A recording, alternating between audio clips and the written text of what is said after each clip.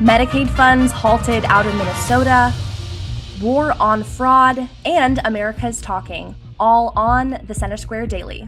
Today is Thursday, February 26, 2026. I'm your host, Esther Wickham, standing in for Greg Bishop.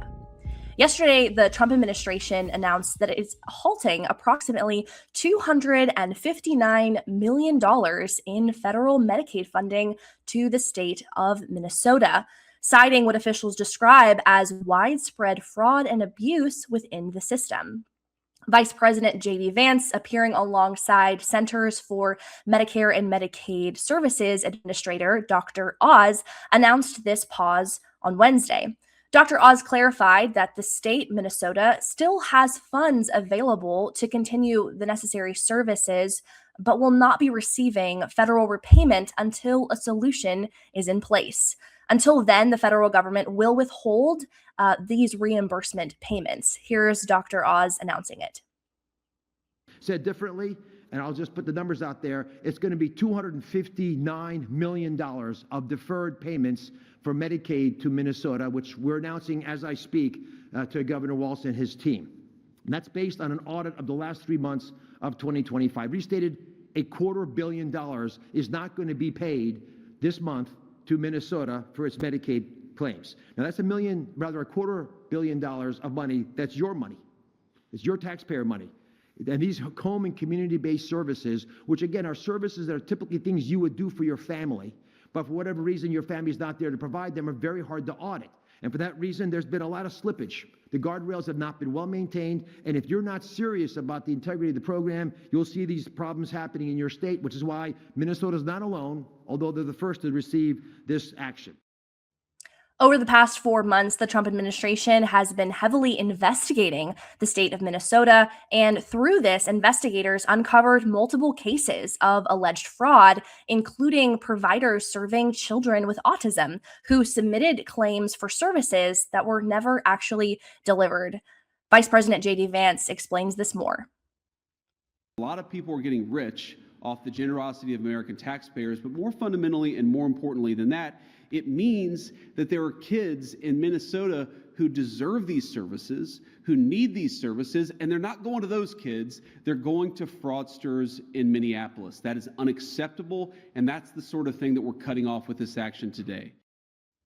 Vice President J.D. Vance and Dr. Oz emphasized that this action, withholding over $200 million in Medicaid funds, is due to leadership, not American taxpayers, stating that this unchecked Medicaid payments amount to, quote, defrauding the American taxpayer. Dr. Oz, in a statement during the announcement, said that this is not a problem with the people of Minnesota. It's a problem with leadership of Minnesota and other states who don't take Medicaid preservation seriously. Any delay in services is going to be and should be laid at the seat of Governor Walz. The administration has given Minnesota Governor Tim Walz a 60-day deadline to present a corrective plan. Vance and Dr. Oz indicate that along with Minnesota, there are going to be other states following suit. Specifically, California and New York have been mentioned, but no formal announcement has been made. To follow this developing story, you can go to thecentersquare.com. Along with this announcement of war on fraud, the President Trump announced during his State of the Union this continued act by the administration to hold states accountable. I spoke with one of our Center Square reporters to discuss this more. Take a look. Today we have here with us on the Center Square Daily our Center Square reporter covering Michigan and currently Minnesota is Elyse Apel to talk a little bit about President Trump's State of the Union address on Tuesday in regards to his, quote, war on fraud. Elyse, on Tuesday, President Trump talked a little bit about his declaration of war on fraud during his address, how he named Vice President J.D. Vance as the leader of the task force. Here's a clip of him talking a little bit about it, and I'd love to get your reaction. There's been no more stunning example than Minnesota, where members of the Somali community have pillaged an estimated $19 billion from the American taxpayer. Oh, we have all the information. And in actuality, the number is much higher than that. And California, Massachusetts, Maine, and many other states are even worse. This is the kind of corruption that shreds the fabric of a nation, and we are working on it like you wouldn't believe. So tonight, although started 4 months ago, I am officially announcing the war on fraud to be led by our great Vice President J.D. Vance. What are your thoughts, Elyse? $19 billion, that's a lot of money for one state. And now we're going to see this investigation continue around the country. Where is that specific investigation with Minnesota at today? I know you've been following it the past month and a half. And what could we potentially see with other states?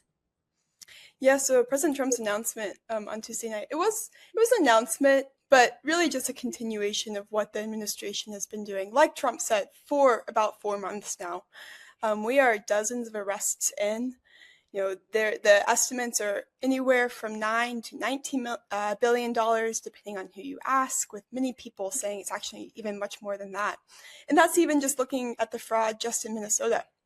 Like Trump said, this is going to be an ongoing issue for his administration. And it's been something that they've been really concerned about looking at Minnesota. And it's been really, it's super interesting because this is obviously happening all over the country. As the Center Square reporters are reporting in many states where we've seen fraud throughout the country, but Minnesota has really been the pinnacle for it. It's really been kind of in some ways, the Democrats would say the scapegoat for these massive fraud allegations. But from the Republican side, they're saying no. The issues that we're seeing in Minnesota are actually it is more central in Minnesota, and they're even alleging that government officials knew about the fraud and have been allowing it to happen. So I think Minnesota is really the pinnacle for this issue, but the Trump administration is really looking to try to take this war across the nation and dig into fraud in every state. Yeah. And for those that haven't necessarily been following this, Elyse, if you could kind of highlight what have been those issues, when did this start? What specifically rose some questions within the state of Minnesota? Where, is this fraud specifically coming from? And is this going to be something that the administration is going to look into it in other states similarly, same organizations, same kinds of groups? Thoughts? Yeah, so the federal government actually has been investigating this for a number of months. They started making arrests this past fall, but then kind of November, December, there was some investigative reporting done by some independent journalists that really brought this to the forefront of national attention.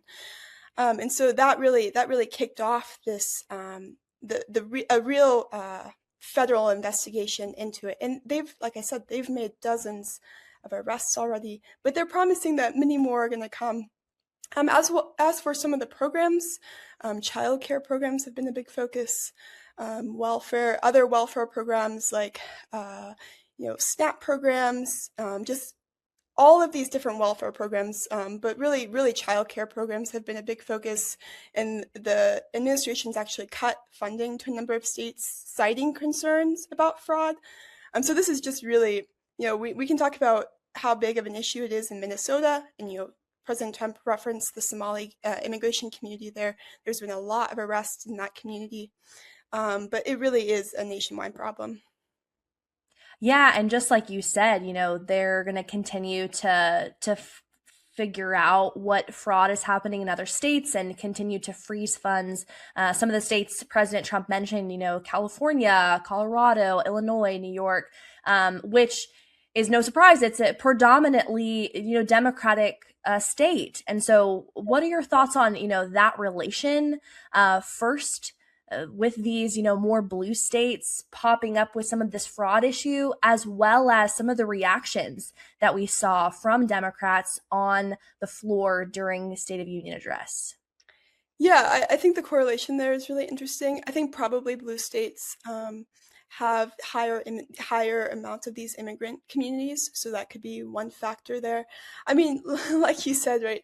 Trump really had no issue on Tuesday night calling out the Somali community, and we had some pretty big reactions from some of the Minnesota representatives, particularly U.S. Representative Ilhan Omar. She is herself an immigrant from Somalia, and so she did not appreciate the president's comments. He referred to Somali pirates.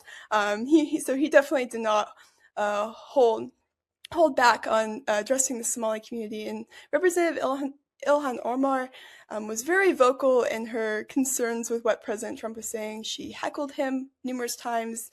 She called him liar very vocally during the address, and eventually actually stormed out. So that was definitely something interesting to watch on Tuesday night, was the back and forth between Trump and the Democrat side of the aisle. Yeah, I definitely think that it goes without saying it was quite a entertaining and interesting State of the Union to watch, especially since it was one of the longest speeches that we've seen in this country. Relating back to something you mentioned a little bit ago, was these states that we're seeing kind of a lot of this fraud pop up is predominantly within the immigration community, right? As you said, Representative Ilhan Omar is herself an immigrant. Going back to this idea, especially within Minnesota, we've seen this fraud happening with Somali daycare and other organizations, as well as the rise in immigration enforcement and the various stories that we've seen come out of that state. What is your take on, Minnesota Democrats refusing to stand when the president, mentioned immigration, how prioritizing American citizens should be the first thing, for representatives, for those that are serving the country over illegal immigrants? Why do you think that is? Yeah, I'm glad you brought that up. I think that'll be probably the pivotal takeaway for many people that were watching the address. Like you mentioned, it was an hour and 45 minutes. I think that's definitely, that moment will be the takeaway for many people. When President Trump turned to the Democrats and asked, if you support American citizens over illegal aliens, stand up. And they did not stand. Like you said, from the Minnesota delegation of those that were there, not a single one of them stood. So I think Republicans, I think Minnesotans, I think Americans really saw that. And going into Election Day, I think that's going to be a clip that Republicans really turn to over and over again. Are these people that you want to reelect and to be in office and to represent you as American citizens? So I think we're going to see that clip over and over again going into the election season. Absolutely. Election season is coming up, and I feel like that is definitely going to be on a lot of voters' mind, especially with fraud impacting the taxpayer. Elyse, thanks so much for joining us. And for those that are interested in following more of our stories, you can go to thecentersquare.com.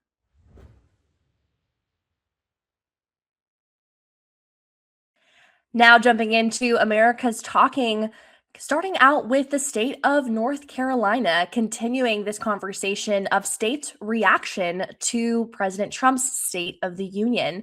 North Carolina Republicans widely praised President Trump's State of the Union, focusing on border security, tax cuts, and economic relief, while there's no surprise, Democrats criticized and even boycotted the State of the Union, specifically calling that it disconnected from American values. Stepping away from this conversation, since we've talked a lot about it with State of the Union address, war on fraud, let's look at the state of Florida, specifically a House bill from Florida that creates a statewide counterterrorism and counterintelligence unit within the Florida Department of Law Enforcement that projected a cost of $2.2 million. This faces some bipartisan and civil liberties opposition over concerns that this could potentially open the government up to overreach and political surveillance. So definitely continue to follow that coming out of the state of Florida. Next, let's look at the state of Louisiana. There was a specific investigation done by the Center Square, which found that Louisiana state agencies have charged roughly $1.2 billion over 6 years on taxpayer-funded purchasing cards. This was led by Louisiana State University, with over $383 million in spending since 2020. This has prompted renewed scrutiny from state auditors as well as the governor's fiscal reform initiative amid concerns about control and potential misuse. So the Center Square's investigative team will definitely continue to keep eyes on the state of Louisiana. Finally, finishing out America's Talking, let's focus on the state of California, specifically California lawmakers, which have criticized the Public Utilities Commission for failing to implement a 2022 community solar law as intended, saying the delay has stalled renewable energy expansion and access for low-income residents. While regulators have argued time and time again that their alternative approach prioritizes cost efficiency and federal compliance.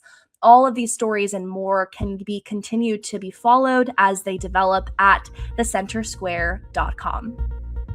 Well, from my studio here in Southern California, thank you so much for joining us today. We'll be back on Friday for more stories looking at you, the taxpayer, and how specifically that impacts you. I'm your host, Esther Wickham, and this is the Center Square Daily.